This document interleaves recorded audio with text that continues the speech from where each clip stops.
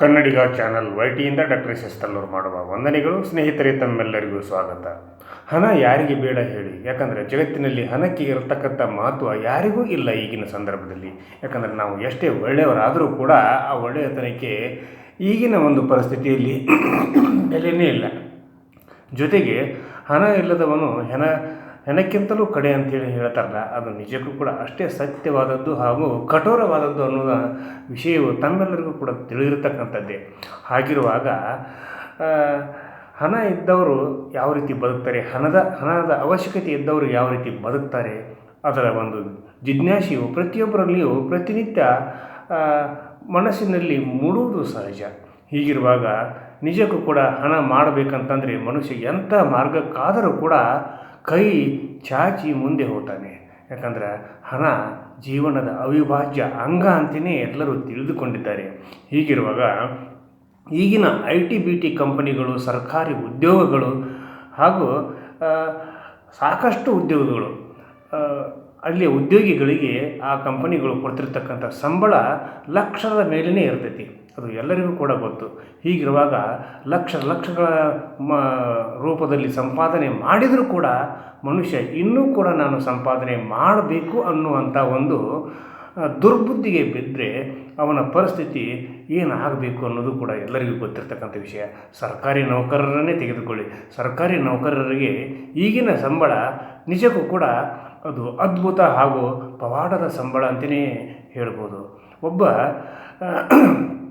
ಸಾಧಾರಣ ನೌಕರಿ ಮಾಡುವ ವ್ಯಕ್ತಿ, ಸರ್ಕಾರಿ ನೌಕರಿ ಮಾಡುವ ವ್ಯಕ್ತಿ ಇವತ್ತು ಕನಿಷ್ಠ 45,000 ಸಾವಿರದಿಂದ 50,000ವರೆಗೆ ಸಂಬಳವನ್ನು ತೆಗೆದುಕೊಳ್ಳೋದಾನೆ. ಯಾಕಂದರೆ DCC ಬ್ಯಾಂಕ್ಗಳಲ್ಲಿ ಇರತಕ್ಕಂಥ ಸಂಬಳವನ್ನು ನೀವು ಕೇಳಿದರೆ ಅದು ನಿಮಗೆ ಅಚ್ಚರಿಯನ್ನು ಹುಟ್ಟಿಸುವಂಥ ಸಂಬಳ ಅಂತೇಳಿಕೆಯಿಂದ ನೀವು ಅಂದ್ಕೋಬಹುದು.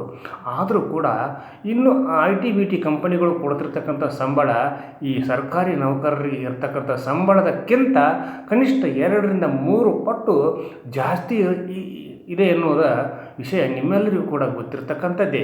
ಹೀಗಿದ್ದರೂ ಕೂಡ ಆ ಒಂದು ಸಂದರ್ಭದಲ್ಲಿ ಅವರು ಯಾರಿಗಾದರೂ ಏನಾದರೂ ಸಹಾಯ ಸಹಕಾರ ಹಾಗೂ ಅವಶ್ಯಕತೆ ಇದ್ದವರಿಗೆ ದಾನದ ರೂಪದಲ್ಲಿ ಆಗಿರಲಿ ಹಾಗೂ ಅವರು ದುಡ್ಡನ್ನು ಸ್ವಲ್ಪ ಪ್ರಮಾಣದಲ್ಲಿ ಬಡವರಿಗಾಗಿ, ದೇವಸ್ಥಾನಗಳಿಗಾಗಿ ಅವರು ಮೀಸಲಿಡ್ತಾರೆ. ಶಾಲೆಯ ಬಡ ವಿದ್ಯಾರ್ಥಿಗಳಿಗಾಗಿ, ಗೋರಕ್ಷಣೆಗಾಗಿ ಅವರು ತಮ್ಮ ಉಳಿತಾಯದಲ್ಲಿ ಸ್ವಲ್ಪ ಭಾಗವನ್ನು ನೀಡ್ತಾರೆ ಅಂತ ಕೇಳಿದರೆ ಸಾಧ್ಯನೇ ಇಲ್ಲ. ಯಾಕಂದರೆ ಎಷ್ಟು ಗಳಿಸಿದರೂ ಕೂಡ ಇನ್ನೂ ಗಳಿಸಬೇಕು, ಇನ್ನೂ ಸಂಪಾದನೆ ಮಾಡಬೇಕು, ಇನ್ನೂ ನಾನು ಶ್ರೀಮಂತನಾಗಬೇಕು ಅನ್ನುವಂಥ ಒಂದು ಹಪಾಹಪಿನಲ್ಲಿನೇ ಇರುವಂಥ ಈ ಒಂದು ಸಮಾಜದಲ್ಲಿ ಈಗ 1 ವರ್ಷಕ್ಕೆ 30 ಕೋಟಿ ರೂಪಾಯಿ ಸಂಬಳವನ್ನು, ಅಂದರೆ 30 ಕೋಟಿ ಸಂಬಳವನ್ನು ನೀಡ್ತೀವಿ, ನೀವು ಮಾಡಲಿಕ್ಕೆ ಸಿದ್ಧರಿದ್ದೀರಾ ಅನ್ನುವಂಥ ಪ್ರಶ್ನೆಯನ್ನು ನಾನು ನಿಮಗೆ ಎಸೀತಾ ಇದ್ದೇನೆ. ಇದು ನಿಜಕ್ಕೂ ಕೂಡ 100% ಈ ಕೆಲಸ ಗ್ಯಾರಂಟಿ. ಇದನ್ನು ನೀವು ಯಾರಾದರೂ ಮಾಡೋರಿದ್ದರೆ ನನ್ನನ್ನು ಸಂಪರ್ಕಿಸಿ, ಜೊತೆಗೆ ನನಗೆ ಕಮೆಂಟನ್ನು ಕೂಡ ಮಾಡಿ. 30 ಕೋಟಿ ಸಂಬಳ ಅಂದರೆ 1 ವರ್ಷಕ್ಕೆ 30 ಕೋಟಿ ಸಂಬಳ. ಹೀಗೆ ನಾವು ಒಂದು ವರ್ಷ ನಾವು ಅಲ್ಲಿ ಕೆಲಸ ಮಾಡಿ ಬಂದರೆ ಸಾಕಪ್ಪ, ಇಡೀ ನಮ್ಮ 10 ತಲೆಮಾರುಗಳು ಕುಳಿತು ತಿನ್ನಬಹುದು, ಆರಾಮಾಗಿ ನಾವು ಲೈಫ್ ಎಂಜಾಯ್ ಮಾಡ್ಬೋದು. ನಾವು ಜೀವನದಲ್ಲಿ ಇದೇ ಸಂಪಾದನೆಯಲ್ಲಿ ಬದುಕಬಹುದು, ಸುಂದರವಾದ ಬದುಕನ್ನು ಕಟ್ಟಿಕೊಳ್ಳಬಹುದು ಅನ್ನುವ ಪ್ರತಿಯೊಬ್ಬರಿಗೂ ಕೂಡ ಈ ಒಂದು ಆಫರ್ ನಿಜಕ್ಕೂ ಕೂಡ ಒಳ್ಳೆಯ ಆಫರ್ ಅಂತಲೇ ತಿಳ್ಕೋಬೇಕು. ಯಾಕಂದರೆ ಇದು ನಿಜಕ್ಕೂ ಕೂಡ ಇರತಕ್ಕಂಥದ್ದು ಪೆಸಿಫಿಕ್ ಸಾಗರದ ಒಂದು ಅಂದರೆ ಹಡಗುಗಳು ಸಂಚಾರ ಮಾಡುವಾಗ ದಿಕ್ಸೂಚಿಯನ್ನು ತೋರಿಸ್ತಿರ್ತಕ್ಕಂಥ ಬೆಳಕಿನ ವ್ಯವಸ್ಥೆ ಏನಿರ್ತೈತಲ್ಲ, ಆ ಬೆಳಕು ಸರಿಯಾದ ರೀತಿಯಲ್ಲಿ ಕಾರ್ಯನಿರ್ವಹಿಸುತ್ತಿದೆಯೇ ಅನ್ನುವಂಥ ಒಂದು ಕೆಲಸ. ಅದನ್ನು ಬಿಟ್ಟರೆ ಯಾವುದೇ ಕೆಲಸ ಇಲ್ಲ. ಜೊತೆಗೆ ಅವರು ಅಲ್ಲಿ ಬೇಕಾದಷ್ಟು ಆರಾಮಾಗಿರ್ಬೋದು, ಮಲಗಬಹುದು ಹಾಗೂ ಪುಸ್ತಕಗಳನ್ನು ಕೂಡ ಅವರು ಓದಬಹುದು ಹಾಗೂ ಅವರು ಮೀನುಗಾರಿಕೆಯನ್ನು ಕೂಡ ಅಲ್ಲಿ ಮಾಡಬಹುದು. ಇದ್ದಾಗ ಅವರು ಏನು ಬೇಕಾದರೂ ತಿನ್ನಬಹುದು. ಇಂಥ ಒಂದು ಸುಂದರವಾದ ನೌಕರಿ ಯಾರಿಗೆ ಬೇಡ ಹೇಳಿ? ಇದು ನಿಜಕ್ಕೂ ಕೂಡ ಅಲ್ಲಿ ಹೋಗಲಿಕ್ಕೆ ಇಷ್ಟ ಇದ್ದವರಿಗೆ ಖಂಡಿತವಾಗಿ ಈ ಕೆಲಸ ಸಿಗೋದರಲ್ಲಿ ಸಂದೇಹ ಇಲ್ಲ.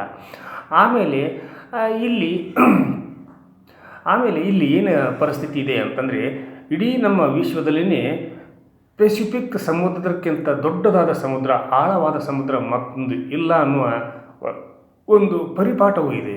ಆಮೇಲೆ ಇಲ್ಲಿ ಸಮುದ್ರದ ಅಲೆಗಳು ಯಾವ ರೀತಿ ಬರ್ತಾವಂತಂದ್ರೆ, ಆ ಸಮುದ್ರದ ಅಲೆಗಳನ್ನು ತಡೆದುಕೊಂಡು ನಾವು ಪಾರಾಗಿ ಬಂದರೆ ಅದು ಪುನರ್ಜನ್ಮ ಅಂತಲೇ ನಾವು ಅಂದ್ಕೋಬೋದು. ಹೀಗಿರುವಾಗ ಈ ಸಂದರ್ಭದಲ್ಲಿ ಅಲ್ಲಿ ಆ ಒಂದು ಲೈಟ್ ಹೌಸ್ ಅಂತ ಇರ್ತೈತಿ. ಲೈಟ್ ಹೌಸ್ ಅಂತ ಬೃಹದಾಕಾರವಾಗಿ ಅದನ್ನು ಕಟ್ಟಿರ್ತಾರೆ ಸಮುದ್ರದ ಮಧ್ಯದಲ್ಲಿ. ಆ ಒಂದು ಲೈಟ್ ಹೌಸ್ನಲ್ಲಿ ಇರ್ತಕ್ಕಂಥ ಆ ಲೈಟನ್ನು ಸಮರ್ಪಕವಾಗಿ ಅದು ಕಾರ್ಯನಿರ್ವಹಿಸುತ್ತಿದೆಯೇ ಅನ್ನೋದು ಅಷ್ಟೇ ಕೆಲಸ, ಮತ್ತೇನು ಕೆಲಸ ಅಲ್ಲ. ಅದನ್ನಷ್ಟು ಅವ್ರು ಮಾಡಿದರೆ ಒಂದು ವರ್ಷಕ್ಕೆ 30 ಕೋಟಿ ರೂಪಾಯಿ ಕೊಡ್ತಾರೆ. 30 ಕೋಟಿ ರೂಪಾಯಿ ಸಂಬಳವನ್ನು ನೀಡ್ತಾರೆ ಅನ್ನೋದಕ್ಕೆ ಅದು ನಿಜಕ್ಕೂ ಕೊಟ್ಟೇ ಕೊಡ್ತಾರೆ, ಅದು ಸುಳ್ಳೇನಲ್ಲ. ಹೀಗಿರುವಾಗ ಆ ಒಂದು ಪ್ರದೇಶದಲ್ಲಿ, ಆ ಒಂದು ಸಮುದ್ರದಲ್ಲಿ ಇರಬೇಕಂದ್ರೆ ಗಂಡೆದೆ ಬೇಕು, ಗಟ್ಟಿ ಕೊಳ ಇರಬೇಕು. ಅಲ್ಲಿ ಸಮುದ್ರದ ಅಲೆಗಳ ಹೊಡೆತ ಯಾವ ರೀತಿ ಇರ್ತದೆ ಅಂದರೆ, ಅಕಸ್ಮಾತ್ ಆ ಒಂದು ರೌದ್ರ ಒಂದು ಅಲೆಗಳ ಅಬ್ಬರಕ್ಕೆ ಅಕಸ್ಮಾತ್ ಆ ಲೈಟ್ ಹೌಸ್ ಸಿಲ್ಕೊಂಡ್ರೆ ನಿಜಕ್ಕೂ ಕೂಡ ಅಲ್ಲಿ ಇರ್ತಕ್ಕಂಥ ಕಾವಲುಗಾರನಿಗೆ ಅದು ಸಾವಿನ ಒಂದು ಮನೆಯೇ ಆಗ್ಬೋದು. ಜೊತೆಗೆ ಅಲ್ಲಿ ಅಷ್ಟೊಂದು ದೊಡ್ಡ ಪ್ರಮಾಣದಲ್ಲಿ ಕಟ್ಟಿದರೂ ಕೂಡ ಅಲೆಗಳು ಒಮ್ಮೆಮ್ಮೆ ಅಲ್ಲಿಯೂ ಕೂಡ ಅಪ್ಪಳಿಸುವ ಸಾಧ್ಯತೆಗಳು ಕೂಡ ಇರ್ತವೆ. ಆದರೆ ಅಲ್ಲಿ ನಿಜಕ್ಕೂ ಕೂಡ ಸಂಬಳದ ಒಂದು ರೂಪದಲ್ಲಿ ನೀಡ್ತಿರ್ತಕ್ಕಂಥ ಸಂಬಳ 30 ಕೋಟಿ ರೂಪಾಯಿ. ಹಾಗೂ ಹೀಗೂ ದೇವರು ನಮ್ಮ ಮೇಲೆ ಆಶೀರ್ವಾದ ಮಾಡಿ ನಾವು ಬದುಕಲಿಕ್ಕೆ ಸಾಧ್ಯ ಇದ್ದರೆ, ನಾವು ಬದುಕೋದೇ ಖಂಡಿತವಾಗಿ ದೇವರ ಮನಸ್ಸಿನಲ್ಲಿ ಇಷ್ಟ ಇದ್ದರೆ ನಮ್ಮನ್ನು ಬದುಕಿಸಬಹುದು ಅನ್ನುವಂಥ ಒಂದು ಮನಸ್ಥಿತಿ ನಿಮ್ಮದಾಗಿದ್ದರೆ ಅಲ್ಲಿ ಹೋಗಲಿಕ್ಕೆ ನೀವು ಸ್ವತಂತ್ರರು. ಆಮೇಲೆ ಅಲ್ಲಿ ಹಡಗುಗಳಿಗೆ ದಿಕ್ಸೂಚಿಯನ್ನು ತೋರಿಸ್ತಾರಲ್ಲ, ಆ ಒಂದು ಲೈಟ್ ಹೌಸಿನ ಬೆಳಕು ಸರಿಯಾದ ರೀತಿಯಲ್ಲಿ ಕಾರ್ಯಾಚರಣೆಯಲ್ಲಿ ಇದೆಯೇ, ಕಾರ್ಯನಿರ್ವಹಿಸುತ್ತಿದೆಯೇ ಅನ್ನುವ ಒಂದು ಮಾರ್ಗದ ಒಂದು ಸಂಪೂರ್ಣ ಮಾಹಿತಿ ನಿಮಗೆ ಇರಬೇಕಾಗ್ತೈತಿ. ಅದನ್ನು ಅಲ್ಲಿ ಅವರು ಹೇಳಿಕೊಡ್ತಾರೆ. ಆ ಒಂದು ಮಾಹಿತಿ ನಿಮಗೆ ಮಾಡಲಿಕ್ಕೆ ನೀವು ಇಷ್ಟಪಟ್ಟರೆ ಆ ಒಂದು ಪೆಸಿಫಿಕ್ ಸಾಗರದ ಲೈಟ್ ಹೌಸನ್ನು ನೀವು ಒಂದು ಕಮಿಟಿಯನ್ನು ನೀವು ಸಂಪರ್ಕಿಸ್ಬೋದು. ಅಲ್ಲಿ ಹೋಗಿ ನೀವು ಆ ಒಂದು ಕೆಲಸಕ್ಕೆ ಸೇರಿಕೊಳ್ಬೋದು. ನೀವು ಎಷ್ಟು ವರ್ಷ ಬೇಕಾದರೂ ಅಲ್ಲಿ ಕಾರ್ಯನಿರ್ವಹಿಸ್ಬೋದು. ಆದರೆ ಪ್ರತಿ ವರ್ಷಕ್ಕೆ 30 ಕೋಟಿ ರೂಪಾಯಿ ಸಂಬಳ ನಿಮ್ಮದಾಗುತ್ತೆ ಅನ್ನುವಂಥ ಸತ್ಯವಾದಂಥ ಮಾತನ್ನು ಈ ಸಂದರ್ಭದಲ್ಲಿ ಕನ್ನಡಿಗ ಚಾನಲ್ YT ಮುಖಾಂತರ ನಿಮಗೆ ನಾನು ಹೇಳಲಿಕ್ಕೆ ಬಯಸಿದ್ದೇನೆ. ಯಾರಿಗೆ ಬಡತನ ಇದೆ, ಯಾರಿಗೆ ಶ್ರೀಮಂತರಾಗಬೇಕು, ಯಾರು ಕೋಟ್ಯಾಧಿಪತಿಗಳಾಗಬೇಕು ಅನ್ನುವರಿಗೆ ಈ ಒಂದು ಕೆಲಸ ವರದಾನವಾಗಿ ಪರಿಣಮಿಸಬಹುದು ಅನ್ನುವಂಥ ಒಂದು ಒಳ್ಳೆಯ ಸುದ್ದಿಯೊಂದಿಗೆ ಇವತ್ತಿನ ಸಂಚಿಕೆಯನ್ನು ಮುಗಿಸುವುದಕ್ಕಿಂತ ಪೂರ್ವದಲ್ಲಿ ಕನ್ನಡಿಗ ಚಾನಲ್ YT ಇದು ನಿಮ್ಮೆಲ್ಲರ ಚಾನಲ್ಲು, ಸಮಸ್ತ ಕನ್ನಡಿಗರ ಚಾನಲ್ಲು, ಕನ್ನಡಿಗ ಚಾನಲ್ YTಗೆ ಇಲ್ಲಿವರೆಗೆ ಯಾರು ಸಬ್ಸ್ಕ್ರೈಬ್ ಮಾಡಿಲ್ವೋ ಪ್ರತಿಯೊಬ್ಬರು ಕೂಡ ಸಬ್ಸ್ಕ್ರೈಬ್ ಮಾಡಿರಿ, ಲೈಕ್ ಮಾಡಿರಿ, ಕಮೆಂಟನ್ನು ಕೂಡ ನನ್ನ ಜೊತೆಗೆ ಹಂಚಿಕೊಡ್ರಿ. ಈ ಸಂಚಿಕೆಯನ್ನು ಪ್ರತಿಯೊಬ್ಬರಿಗೂ ಕೂಡ ತಲುಪಿಸುವಂಥ ಕೆಲಸ ಕಾರ್ಯಗಳನ್ನು ನೀವು ನಿರ್ವಹಿಸ್ತೀರಾ ಅನ್ನುವಂಥ ಮಾತಿನೊಂದಿಗೆ ಇವತ್ತಿನ ಸಂಚಿಕೆಯನ್ನು ಇಲ್ಲಿಗೆ ಮುಗಿಸ್ತೀನಿ. ಎಲ್ಲರಿಗೂ ನನ್ನ ನಮಸ್ಕಾರ.